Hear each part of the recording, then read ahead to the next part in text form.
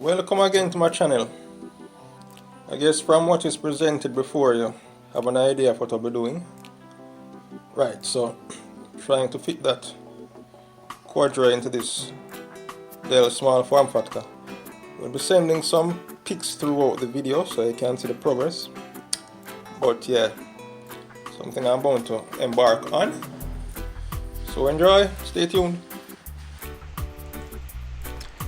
So this was my first challenge. I had to extend the length of the cable on the power supply, and to do this I had to get new connectors so that I could easily remove the power supply if I needed to move the actual computer from point to point. For this I got these connectors, male and female. I had to strip these wires and attach them to the wires which are on the main power supply. The variants are shown here, the male and female. There were 4 clips in total, and I had to mark them off and precisely monitor where each wire was and what each wire's function would be.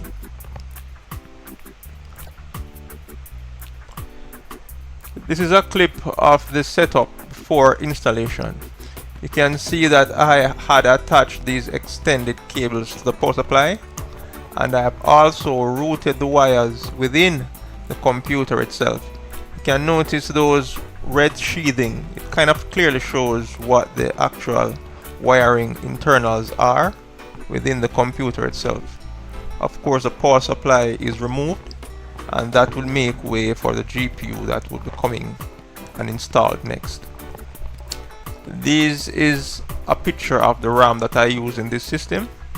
Currently up to now 32 gigs of DDR4 RAM.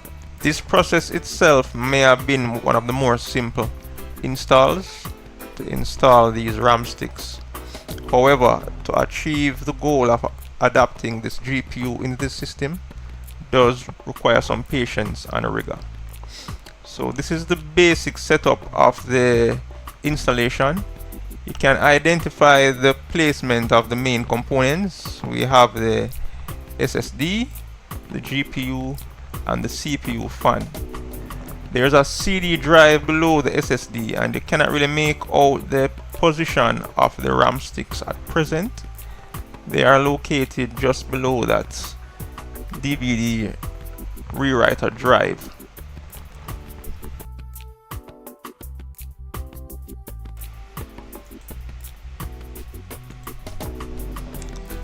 Yes, so this is the final assembly.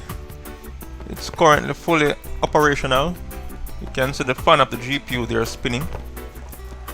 This recording is of the computer with the top cover off. You can see the components there clearly. And for who does not know, this is a Maxwell era Quadro GPU with 8 gigs of VRAM. And I would say that this would be the largest GPU that could fit comfortably in this PC. This Dell 3060 small form factor. And yes, it is pretty snug. You can see the fan of the GPU there spinning. This was a live recording of my entire process. The power supply is placed there on the top, and you can see the cable from the power supply going directly towards the GPU. I did want to have something a bit cleaner, but these were the supplies I had at hand. The final build should include a single cable that leads up to the back of the PC and plugs in. I guess similar to what you might see on any laptops out there. That was kind of my idea from the get-go, but based on what I could actually find and what I had at hand is basically what I have to use. So the power supply has to be in that area because the actual cable of the power supply links directly with the GPU's header where the plug is plugged into power it. So this power supply is not directly from this specific Dell itself. The power supply was a bit weak. I think the ones that came with this PC is 250 watts. The one that I have here currently ranks around 350. That's more than enough for this GPU. It doesn't really pull much. Usually it pulls around 70 to 90 watts. If it is under stress or strong load, it can go up to 120, but that's about it. So if you have a larger GPU that would pull more power than this, then perhaps this power supply will not work for you. It's a 6-pin connector. So yeah, all things there are working in this recording, and up to now things are functioning fine on the computer side itself.